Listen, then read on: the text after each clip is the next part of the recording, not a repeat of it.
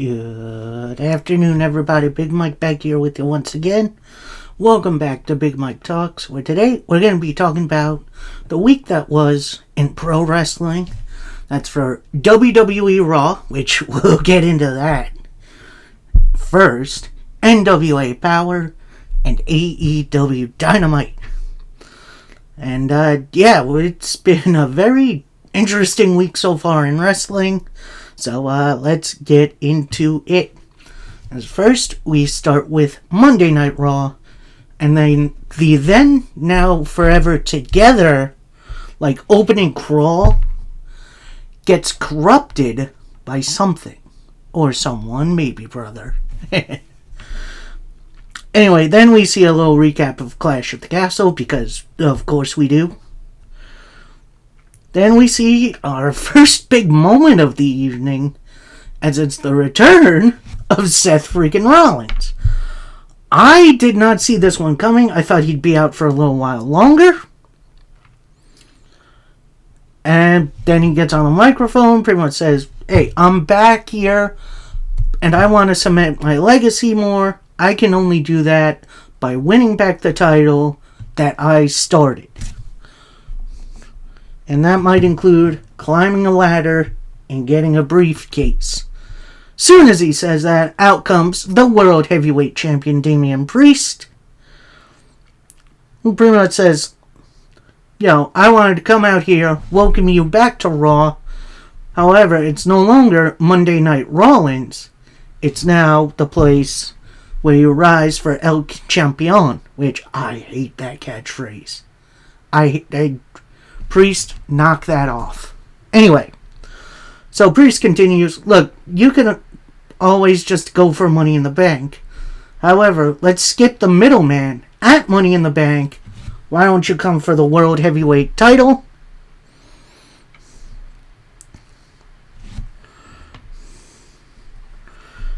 And, they compare each other, both making their names in groups. With Seth with the Shield, Priest with Judgment Day. Then Seth asks Priest, "What kind of champion would you like to be? Would you like to be a face in the crowd for Judgment Day, or do you want to stand out on your own?" Oh.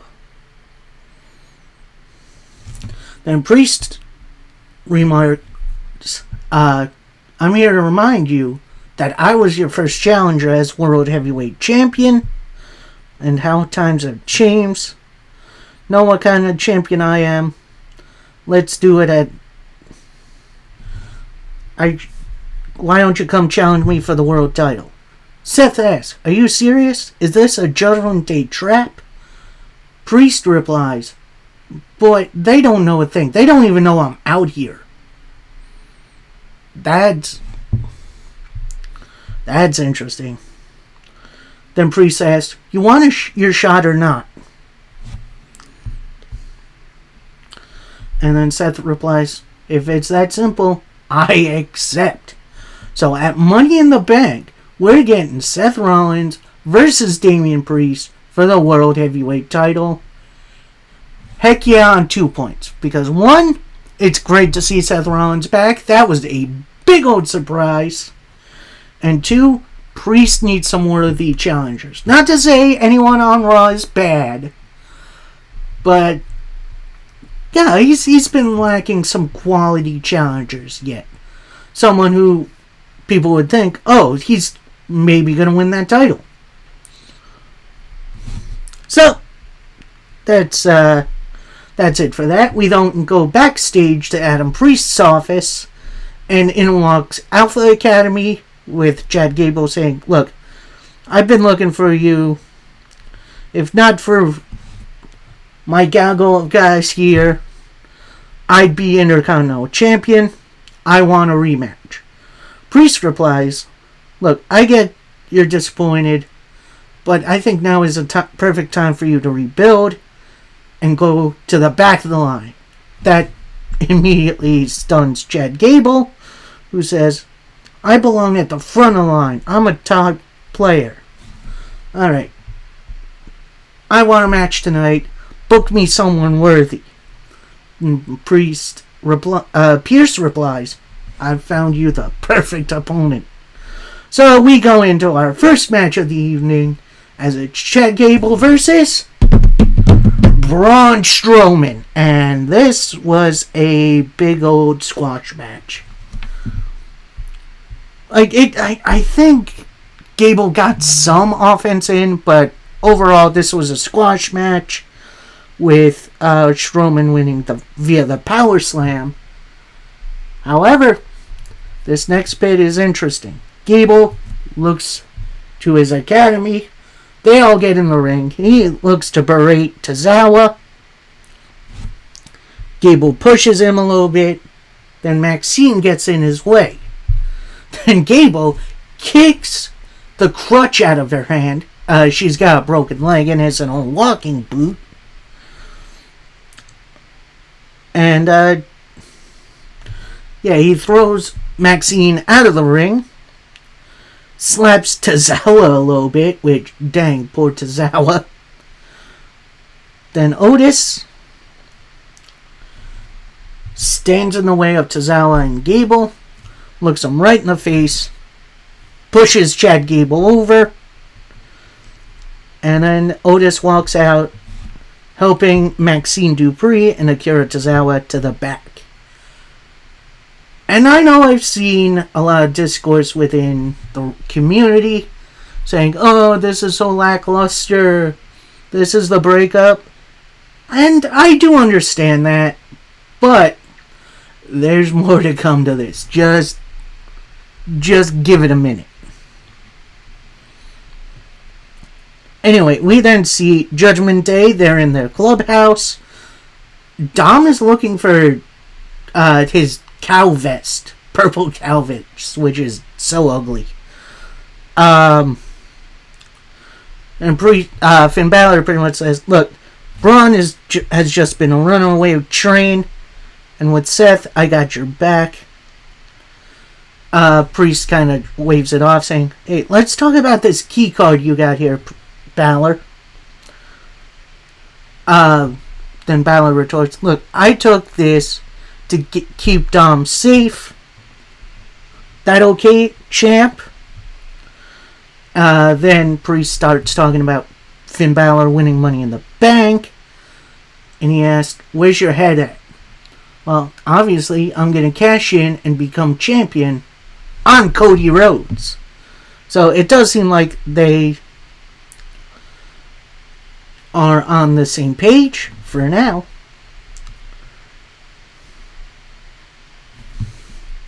Then we go to Dom. He's still looking for his vest. And then JD replies, no, maybe you left it in Liv's hotel room. And Priest replies, don't you guys have matches to get ready for? And then they all pretty much leave. So, definitely some more discourse within Judgment Day. Gonna be interesting to see where this goes, because it's gotta be a breakup at this point. Next up, we get our first full matchup of the evening, and it's for a spot in the Women's Money in the Bank ladder match, as Io Sky takes on Zelina Vega and Kiana James. And this match was, I'm going to say this match was really, really good. Even Zelina Vega getting some good stuff in. But it did feel like it went very, very quick, as Zelina Vega looked like getting ready to win. You see her, something or someone grab her attention from the ramp, as it's Liv Morgan, and she has Dom's vest on. Then off the distraction, Io Sky hits a code breaker, a Meteora, and then an over the moonsault to pick up the win and qualify for the Women's Money in the Bank. And why that's interesting is she was the last winner, so she's kind of defending her title a little, which is interesting. We then get a video recap of what Bron Breakker did to Ricochet, aka writing him off TV. Let's see where Ricochet ends up. That's going to be interesting. We then get Sami Zayn. He's out, saying he's proud to be champion. Gable didn't make it easy on me. All this started because I beat him in a match.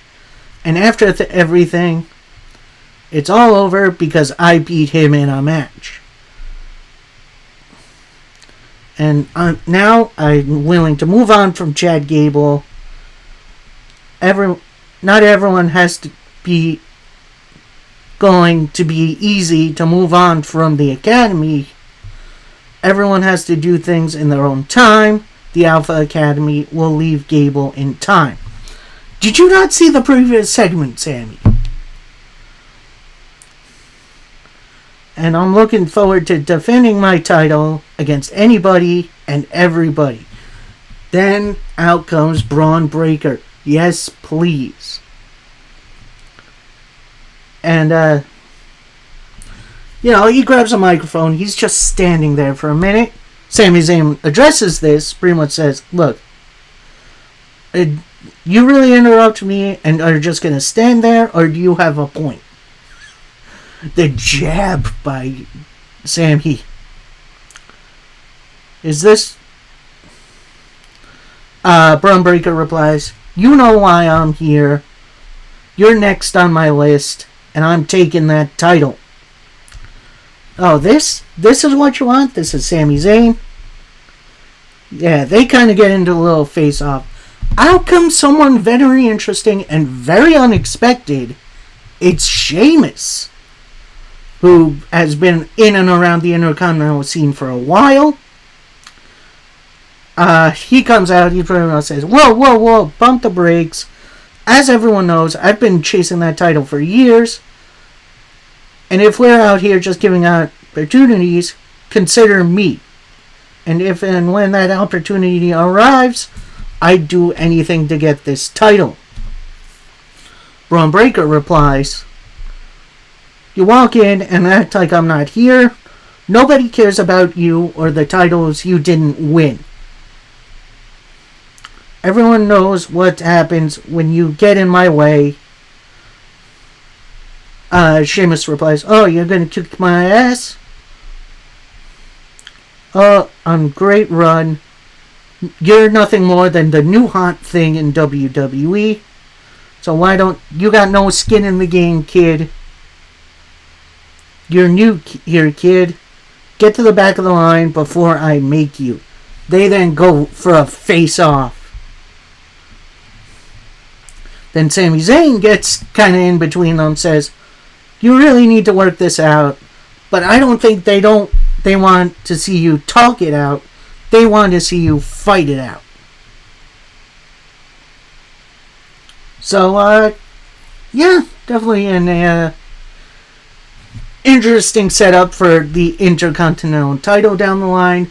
We got two potential challengers in Bron Breakker and Sheamus. So, that's going to be interesting. We then get an Alba Fire Isla Dawn interview in which they, put praise on their title win. This is everything we worked for, but now the time the hard work begins. We're going to take on anyone and everyone who steps up. Then in comes Shayna Baszler and Zoe Stark, with Shayna bringing up a good point that Clash at the Castle, we beat you in about a few seconds. And wasn't it me at Clash at the Castle who made Alba Fire tap? Don't get me wrong, we're coming for those titles. So, Stark and Baszler. Stark and Baszler first challengers. I wouldn't mind that. We then get this weird match up here. Not weird to say it was unexpected or unannounced, but good lord, I'll explain, as it's Dragon Lee taking on Carlito. And I gotta say, Carlito looks cooked. Like, I'm sorry to bring this down on Carlito. Maybe it's not all his fault, but he looked clunky out there. There were some decent shots of him hitting a decent clothesline at least. But oh boy, this was a bit awkward. Of course, you have Judgment Day out there. Dragon Lee with a big old powerbomb, only for a 2 count. Then we see, once again, Liv Morgan coming out. She goes face to face with Dom, who's like, "Hey, give me my vest back." Then Zelina Vega from behind pushes Liv Morgan into the ring apron. They start a brawl. LWO and Judgment Day fight for a bit. Dragon Lee goes for a senton that whiffs. Carlito with a backstabber for the win. Yeah, this was an awkward match that they were trying to hide Carlito's limitations. But I think it's time to lay off Carlito for a little bit. At least in the ring. He's a good personality. He cuts some really good promos. I think his time in the ring is winding down. I'm sorry to say this. Carlito is one of my favorite dudes going back in the day, especially with the Apple thing. But now, I don't know. He just doesn't fit. So, anyway, cut to that. Alpha Academy in the back. They're packing their bags. In walks Chad Gable. He says, "Hey, what the heck was that out there? And what are you doing here?" Otis turns to Gable, says, "We're all leaving. We're done." So, Otis, Maxine, and Tozawa grab their bags. They leave. Chad Gable's like, "Alright, fine. You don't get to decide when you leave. I do, and you're out." And then he kind of mumbles to himself, "I'm going to do the one thing Otis failed to do, and that's win, cash in Money in the Bank, become world champion." Like, holy heck. WWE bringing up history. Love it. Love it. We then see Drew McIntyre. He's come down the ring for a promo. Gets on the microphone, says, "CM Punk." That starts a CM Punk chant. "CM Punk, sorry, I can't do this anymore. Screw this company. I quit." Drops the mic, walks out of the ring. I'm going to say this. I think this would have worked better if we didn't know Drew's contract status. He signed a new contract like last month. So, I'm not sure where this is going to lead. Maybe we see him in like a TNA or something. But, yeah, for now, this is going to be interesting to see what happens. Anyway, come back to a commercial. Drew McIntyre's in gorilla position. He's talking to Triple H. I kind of barely hear what he's saying. Drew leaves out of gorilla. Then Adam Pearce is trying to run him down, trying to talk him out of leaving. Yeah, this angle is going to be interesting. I don't know where exactly it's going to go. But if he shows up in another company, who knows? We'll see. We then get another really, really weird match, as it's Kairi Sane and Dakota Kai of Damage Control taking on Katana Chance and Kaden Carter. Before the bell rings, Damage Control attack Kaden Chance and Carter before the bell. Bell then rings. Chance and Dakota Kai started off. Kai with a nasty looking bulldog. They do some stuff for a little bit. Kairi Sane with an insane elbow, only for a 2 count. Then we have Lyra Valkyrie come out. She's checking on Chance on the outside. She took a bit of a tumble. Carter with a code breaker into a kick. Tags in Chance, hits the after party for a 1, 2, 3. Winners, Kayden Carter and Katana Chance. Again, a very weird match. It wasn't bad per se. I just wish it was given tiniest bit more time. We then see Braun Breaker. He's getting ready for his match backstage. We then see Damage Control backstage, where Sky is talking with Kai and Kairi Sane, with Sky pretty much shouting, "That's not the change we want. I'll change things myself." So, are we getting some new members of Damage Control under Io as leader? Could be an interesting way to go. Next up, we have Sami Zayn on commentary, ready to go, as we get Braun Breaker taking on Sheamus in kind of an unofficial number 1 contenders match. I'm not sure. And I'm going to say these guys had really, really bad chemistry. Like, this was not the match I thought they could have. Including Braun Breaker going for a run off the top rope, slipping, but still kind of holding on to Sheamus with his legs onto his body, which that was weird. One point, Sheamus was going for the bro kick. Ludwig Kaiser then grabs Sheamus by the leg. Starts a Sheamus beatdown post-match.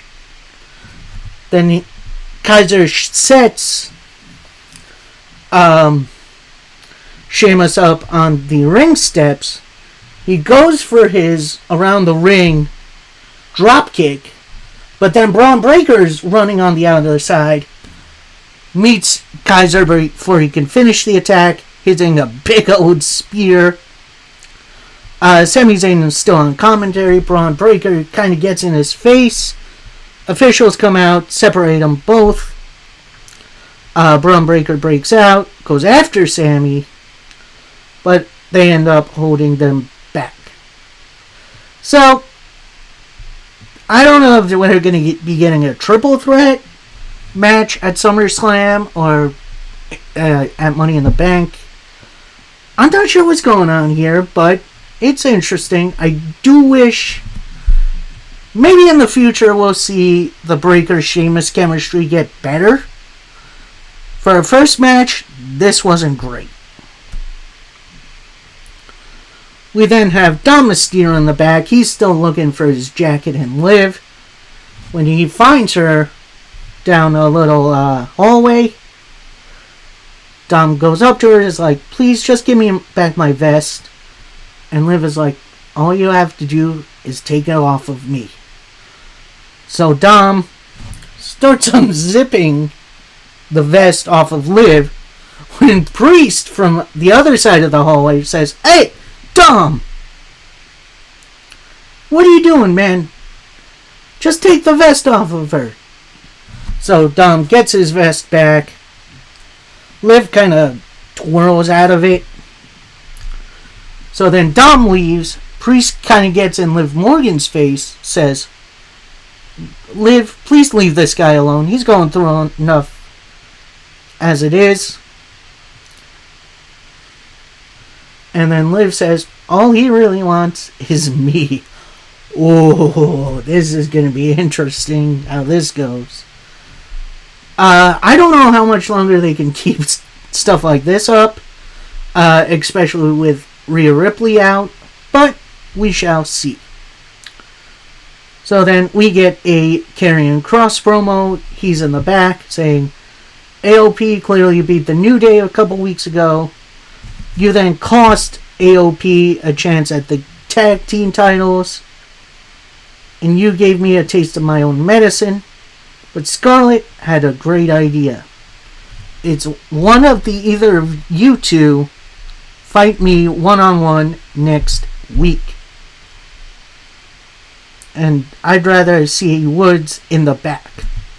We then immediately see the reply from the New Day, although it does seem like Kofi's taking more of a lead in this, as he says, you've been setting your sights on New Day since you got here, but what have you done since you got here? You've only got the NXT title under your belt. Who are you giving advice to us? You call me out, I accept your challenge. So, looks like we are getting Kofi versus Cross next week. And actually, Woods did try to talk a couple of times, but kept getting cut off by Kofi. Are we seeing a breakup of the New Day? I hope not. Anyway, so then we see Jey Uso. He's kind of in the concourse area, and he says, I need this win. I need it for me, for everyone else who's believed in me. I'm going to cash in and become your next World Heavyweight Champion.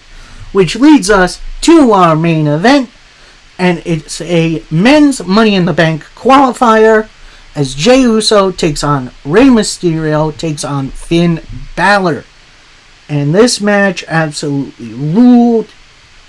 It was pretty much everything you could ask for from a main event level match, including a blocked 619. Finn goes on a run for a little bit, eats a spear only for a 2 count. Jey Uso goes for an Uso splash. Finn Balor pushes him off the top rope. Rey Mysterio with a 619 to the gut. Back in, hits a couple of 619s, including one to both of them at the same time. But then as Rey is going for the frog splash, Dom comes out, pushes Rey off the top rope. Rey then hits a seated senton to Dom. Then out comes JD McDonough and Carlito to attack Rey. Braun Strowman runs them off, Judgment Day off. Chases them, into the crowd. Then comes the most fascinating finish, I think, of all time. Finn Balor hitting a Death Valley driver. Hitting a coup de grace on Rey. He has the pin. Jey Uso with an Uso splash onto both of them. Breaking up the pinfall. Going for one on Finn Balor to pick up the win. And honestly, that was a creative finish. I love stuff like this. But now comes the really interesting part. Jay's celebrating in the crowd. Everyone's doing the bow down thing. Then the lights start going out in the arena. Then we see a very familiar door appear on the stage, along with some very, very familiar music, or at least the start of it. The door then opens, revealing a blue light. Blue light goes off. Then there's someone crawling out of the darkness. She stops at a very familiar lantern, stands up, points, not through the door, but beyond the door. So then the cameraman walks through, finding another person, this time in a rabbit mask holding a mallet, standing over a few victims. So that's creepy. Then he turns into gorilla position, which looks like it's on fire, including some blood splatter from some poor guy. We then see someone sitting up on one of the equipment boxes, cross-legged, wearing a very familiar vulture mask. We then leave gorilla position, walk into someone wearing a gas mask that's kind of shaped like a pig. The camera turns, we see a taken out Chad Gable, and it looks like he's been shot in the head. We then pan up to see the man himself, Uncle Howdy. If you remember him from Bray's last few days with the WWE before his untimely passing. Howdy then starts walking towards the camera, turning to the guy in the pig mask. They both walk through Gorilla. They both look at the guy in the vulture mask. He gets down off the equipment box. They walk through Gorilla, and you can kind of see a logo on one of the screens there. And I didn't see the other guy in the rabbit mask, but apparently he's there too. They all walk through, backstage, through the entranceway. Not through the door, though, which is very, very interesting. They join I'm going to call her the bride. Howdy gets handed the lantern, takes a look at it, and we hear a very, very familiar catchphrase. "We're here!" Blows out the lantern to end the show. Oh my god. So, what this is the latest Bray Wyatt tribute band, and they are called the Wyatt Six. Not S-I-X like normally spelled, but S-I-K-C-K-S. And, oh boy. I know who's under those masks. I don't know if they're going to be revealed, but I kind of hope they're not, because it's... And I'm not going to reveal it here, because that would, I think, spoil the fun. So, yeah, we got our debut of the Wyatt Six. It's been teased through QR codes and Twitch streams and all kinds of other stuff. And, yeah, that's our debut. Very, very similar to Bray Wyatt's return to WWE. Let's see if they can knock this out of the park like they should have with Bray Wyatt. May he rest in peace. So, I'm going to say this about Raw. While the wrestling wasn't what I thought it could be, I think this is the show, this is the shot in the arm that WWE really needed. You have Seth's return, you had Gable's pretty much entire night being destroyed by Braun Strowman, Alpha Academy leaving, and then, being destroyed by Howdy and the Wyatt Six. You got Drew McIntyre quitting, and then you have the Wyatt Six debut. So, overall, a very entertaining episode. Sadly, not very wrestling heavy, but I think that comes back next week. So, yeah, we'll see what the Wyatt Six do from here. So that was WWE Raw.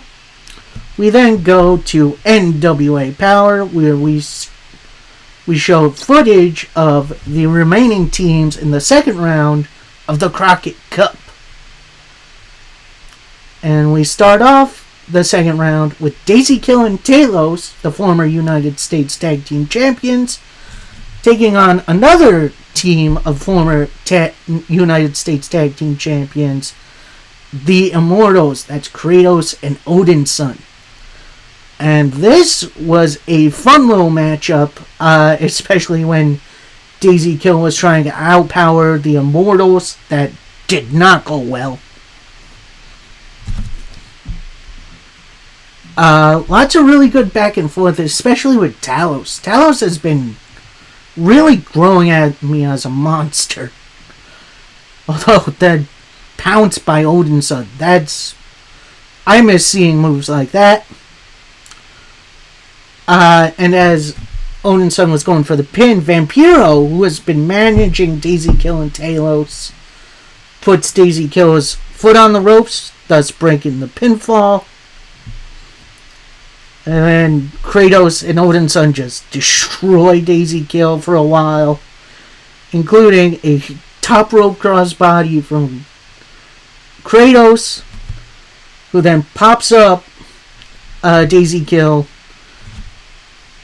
Odinson with a Asgardian uppercut to pick up the win for the Immortals, who are going to the semifinals of the Crockett Cup. We then go right into an interview with the Immortals, who pretty much say, "We belong, just like the Cup belongs to us." Short but sweet promo from the interview from these two. Definitely going to be interesting to see how far they go in the Crockett Cup. We then go to our next matchup. It is tag team action, but this time it's for the women. And it's for the next, where the winner gets a shot at the NWA Women's Tag Team Champions. As we have La Rosa Negra and Ruthie J taking on Tiffany Nieves and Reka Tahaka. And honestly, this wasn't... I'm going to say this. Was it a good match? Absolutely. Really good back and forth. A lot of good power stuff from Tahaka. But ultimately, it was pretty much their last two matches in a nutshell. With Reka Tahaka winning via the powerbomb. So, yeah, interesting matchup, but not really that surprising. I think the NWA could use to sign a couple, not too many, but at least a couple new tag teams to the women's tag division. So at least we could have some sort of women's Crockett Cup in the future.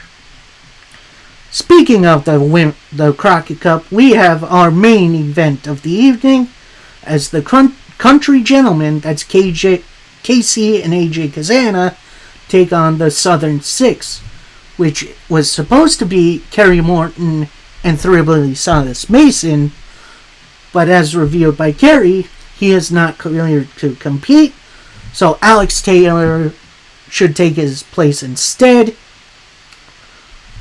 And as Kerry's doing this, Kerry's like, yeah, you guys should obviously have a bye.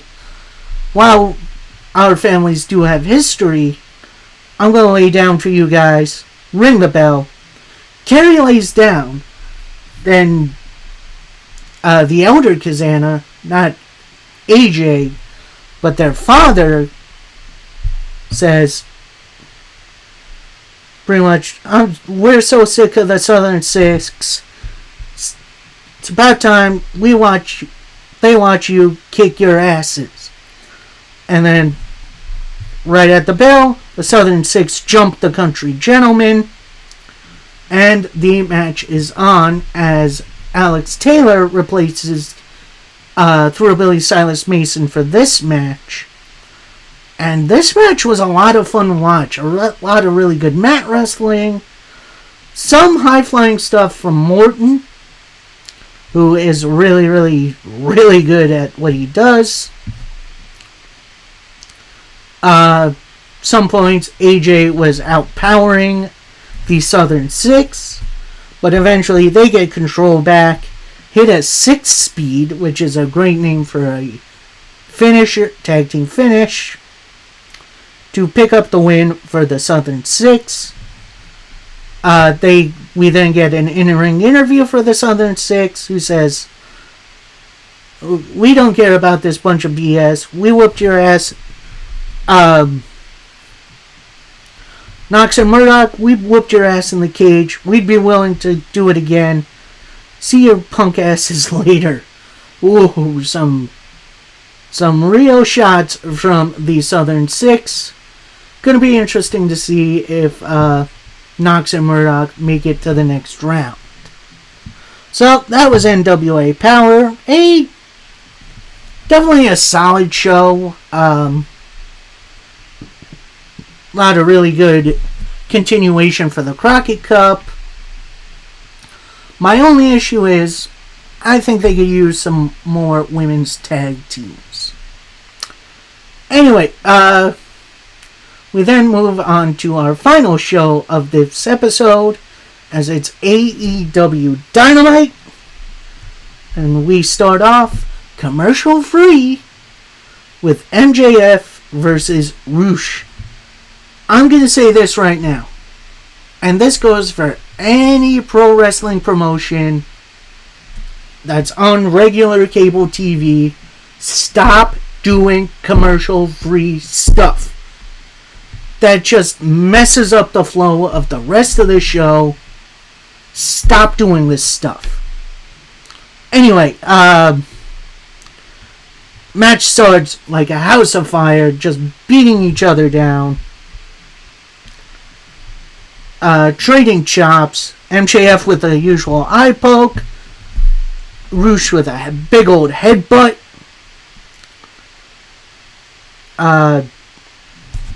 Roosh with a fake out on the bullhorns, which, that one got me pretty good. MJF looks to go for the pile driver. That gets blocked. Roosh hits a pile driver on his own. That only gets a 2 count. Eventually they make it to the outside. Roosh gets a chair that immediately gets taken away from the ref, who takes it to the other side of the ring for whatever reason. Then Roosh gets out a, camera cable, I guess. Starts whipping MJF with it. Chokes him with it for a little bit. Gets him back in the ring. Goes for the bullhorns. Miss. MJF with a drop toe hold into a chair. That was very, very creative. Get back in the ring. MJF with a heat seeker into a brainbuster to pick up the win. So, nice big win for MJF. And I'm going to say this might piss a couple people off. It's time to push Roosh a little bit more. He just proved he could hang with the best on the roster. And he needs a bit more. We then see the Gates of Agony and Shizero on the Titantron, with Brian Cage taking the lead, saying, "The EVP sends you congratulations. MJF, you clearly have a match at Forbidden Door against Shizero." So that's going to be an interesting little matchup for Forbidden Door, as I don't think MJF participated in Forbidden Door last year, which, a little bit sad, but whatever. We then go backstage for an interview with Orange Cassidy, Mark Briscoe, Jay Briscoe, my mistake, Kyle O'Reilly, and Dante Martin, with Briscoe pretty much taking the lead on this, saying, "You gotta go fast forward. I took the loss for my team last week. Word of the day is redemption. But tonight," but before he can continue, Jack Perry walks in. Then Briscoe pretty much says to him, "Get out of here, Jack Perry. It's not about yesterday. It's about now. Let's go win us a match." So they all walk off. Then Orange Cassidy gives Renee Paquette something. I'm not sure what it was. Maybe it was a note or something. I'm not sure. We then get this godly promo as we get Will Ospreay and Swerve Strickland. They're in the ring together. They're one-on-one, pretty much talking, with Will saying to Swerve, "Here we are again, mate.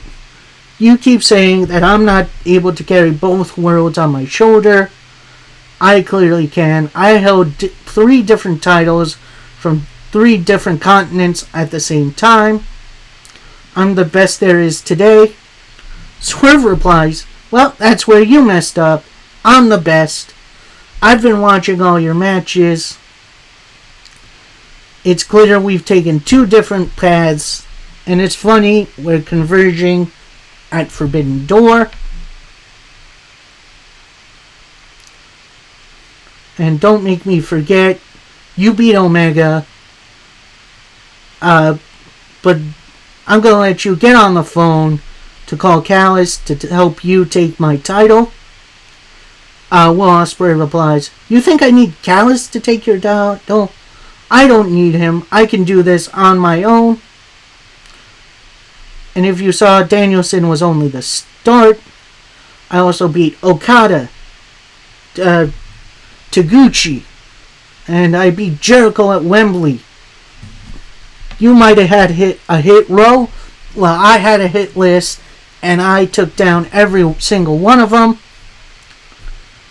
Swerve replies, you feel the pressure now. You see Wembley on the horizon. You're that confident? Because I won't let us make the next move. The next morning, you won't have this title, and it's a pain if you use the Tiger Driver. Will Ospreay then replies, I don't go off it. This is your first main event, period, and you don't have any friends. Swerve then replies, yeah, I don't have any friends. They're all bodies now. They don't mean anything. And what if I break your leg? Who's Ospreay then? Ospreay then replies, even if you take me completely out of action, I got backup. This business will consume you. Sacrifice is everything. You're clearly not ready. Will Ospreay then replies, don't make this personal, bruv. Then Prince Nana gets in between them, says, alright, you need to save this for Forbidden Door, but I got a question for you guys. Whose house is this? My house, bruv. And as Ospreay's going to leave, his music's playing. Swerve interrupts. He says, no, cut that. What if I want to make it personal to you? Say hi to your family from me, Ospreay. Ospreay then gets back into the ring. Ospreay and Swerve have a little face-off to end the segment. Oh boy, this is definitely hyping me up for the main event of Forbidden Door. It's going to be very, very, very interesting. We then see the Callis family in the back with Callis, everyone pretty much yelling, oh, how could he betray us like that? Then Callis interrupts saying, look, despite what he said, the Don Callis family is going to be fine. Come on, let's go to work. He leaves with Trent and Takeshita, but Kyle Fletcher stays where the TV is. That's mostly because Fletcher and Ospreay in New Japan were in their group, the United Empire. We about to see the Empire in AEW? I sure as heck hope so. We then go to this cluster you-know-what of a match, as it's 8-man tag team action, as Zack Sabre Jr. teams up with Konosuke Takeshita, Kyle Fletcher, and Roderick Strong to take on the team of Orange Cassidy, Mark Briscoe, Kyle O'Reilly, and Dante Martin. And oh boy, this was a cluster. Everyone pretty much got their stuff in. It was chaos. That's all I can say about this.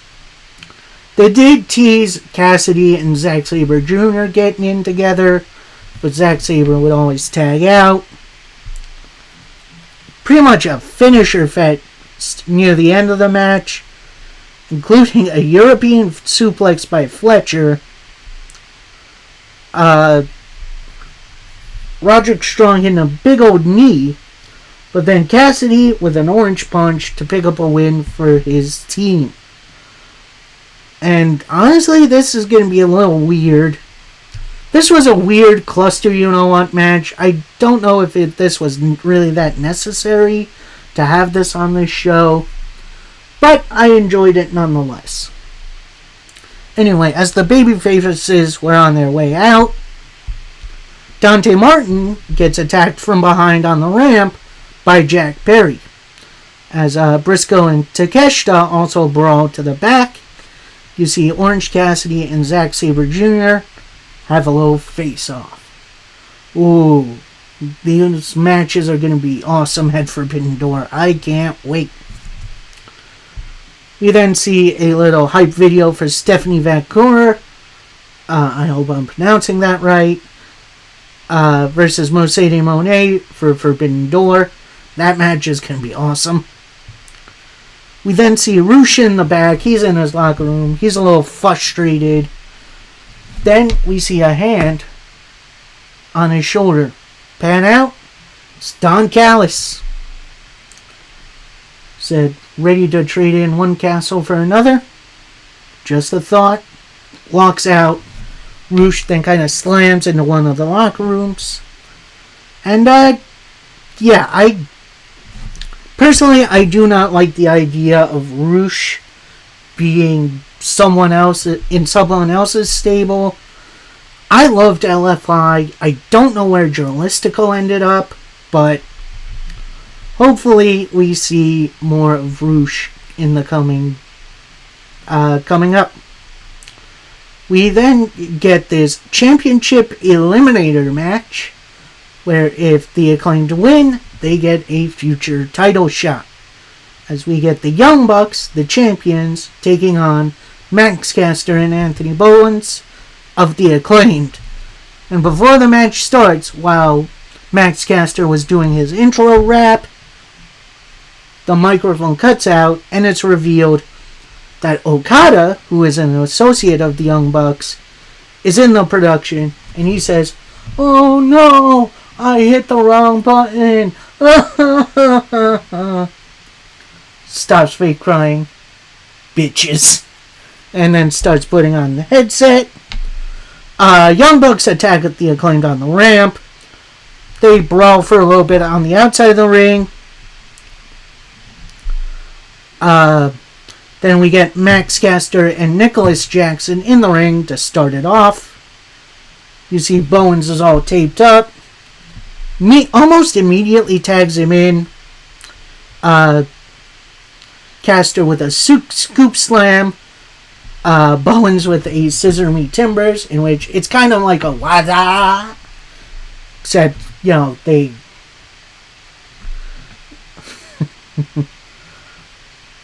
Young Bucks take control with a couple of arm drags and a couple of drop kicks.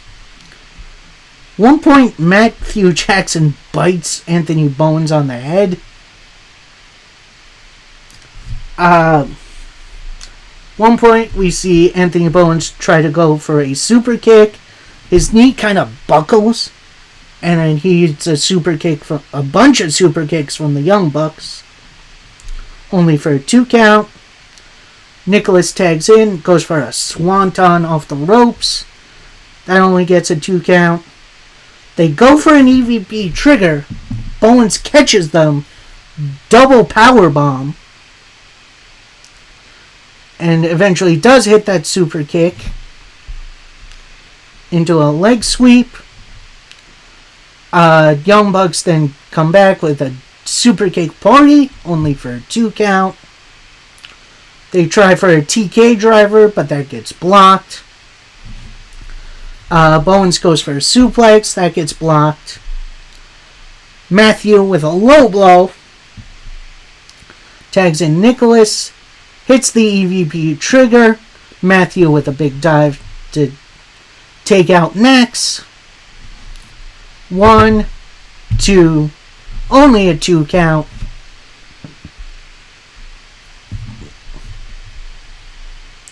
Then Nicholas goes outside the ring, gets one of the tag team titles, but before he can use it, the ref grabs it, takes it to the other side of the ring. Matthew gets the other title, goes for a shot, misses. Anthony Bowens with an arrival, Max Caster with a mic drop elbow to pick up the win. And if I'm correct, and I believe I am, this is the first time on AEW TV we've seen the challengers in the championship eliminator matches pick up the win. And that's a big one for the Acclaimed. They've needed something for a while now. And hopefully that means we're getting a title switch, maybe, in the future. Post-match, you see some officials checking on Bowens. Thankfully, he gets up. It looks like he's okay. So, that's good for that. Can't wait to see that rematch down the line somewhere. Then, we get Samoa Joe and Hook. They're backstage, with Joe telling Hook, look, don't talk too much. I've seen worse stuff. But of course, also be extra. Then Hook and Joe bust into the locker room of the Premier Athletes. They're not there, but there is a note. And it sets up a 3-on-3 match for Collision. And then you hear the text-to-speak from Katsuyori Shibata saying, I'm going to kick those in the head. So, that's definitely very funny. That match should be really, really good. I can't wait for that. We then get Mariah May in the ring. She's between two tables as she's leading the AEW World Women's title match for Forbidden Door, their contract signing. Out first is the challenger, Mina Shirakawa. Out next is Toni Storm, the champion. Anyway, so we start off with Mariah May talking, saying,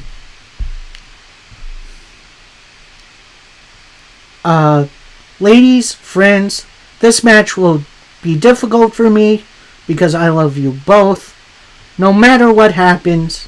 But before she can continue, Mina says to her, May, shut up.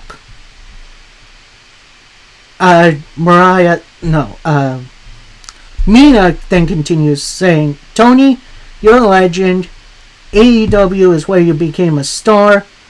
But as champion, you washed out. You got weak. And everyone's saying, we want Mina.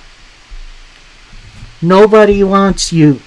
I'm going to take the title and Mariah May. Mina then signs the contract. Then we hear from Toni Storm, who says, raise your voice to her like that again, and I'll slap your tits off. That got a big pop from the crowd. This boat is wide open. Grab a bowl and line up. Chest up, tits out, and watch for the shoe. Then Toni Storm signs it. But before anyone can leave, Mina says, May, you have a choice at Forbidden Door. It's either her or me. But before Mariah can say anything, out comes Saraya and Harley Cameron.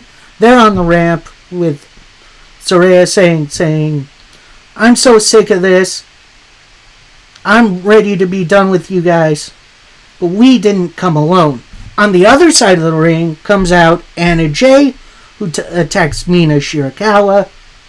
Then Saraya and Cameron come in, attack Toni Storm and Mariah May. Mina then grabs Mariah May. They run to the top of the ramp.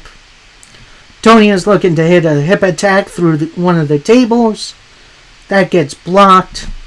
No, Saraya moves, with Toni putting herself through the table to end the segment.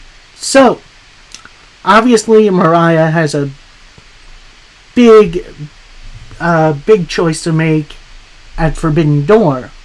But it is also announced next week the three of them will be teaming together against the Outcasts and Anna Jay.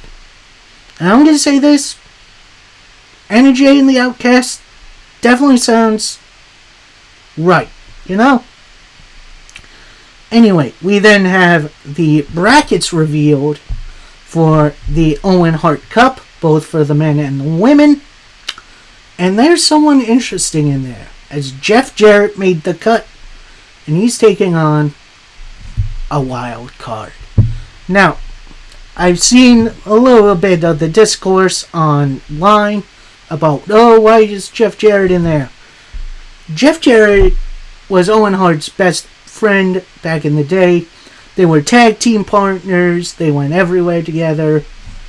It makes sense. As for the wild card, that's probably going to be Hangman Adam Page. Anyway, next match up, we got our first round matchup in the Women's Owen Hart Cup tournament as Chris Statlander takes on Nyla Rose. And I'm just going to say this, it's so good to see Nyla Rose back. Nyla Rose, severely underrated as a talent. And these two went to war against one another. This was a great matchup. With Statlander just dominating for a little bit. Misses on a 450 splash. Nyla looks for a senton that gets blocked. Nyla's up on the top rope. She gets knocked off by Statlander's manager. Statlander then with a big old boot into a pile driver to pick up the win.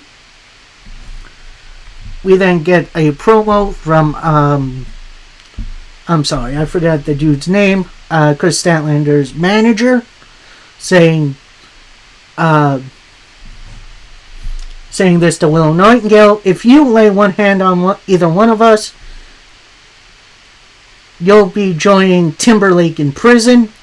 That's when we see Willow Nightingale on screen, who says, "Congratulations, I've got deep in the first round on Rampage, and after that, I get to kick your ass, and I get one step closer to Wembley." And again, nice, short, sweet promo from Willow Nightingale. We then get an interview with Private Party backstage, saying, "Hey, it'd be stupid if we didn't take out Jericho. We're here to prove that Private Party is no joke." In comes the learning tree Chris Jericho, who says, "I'm here to give you a free lesson about facing luchadors. When I was down there in Mexico, I was told to avoid essentially the pile driver, which I did. I made a great first you guys made a great first impression. We'll be watching your match on Rampage." And then, God, what's his name? The Hitman pretty much says, "You better put respect on Jericho." We then go to this next matchup, as it's Daniel Garcia taking on Rhett Titus. This was pretty much a Daniel Garcia squatcher match, which was interesting. Winning with a gutbuster, which don't see that finishing matches anymore. Then we see the Gates of Agony. They sneak up on Matt Menard, who's sitting on commentary. Then you see Hessa Zero and Brian Cage joining in, with Brian Cage hitting a nasty looking powerbomb on Garcia. Who comes out and makes the save? It's Maxwell Jacob Friedman.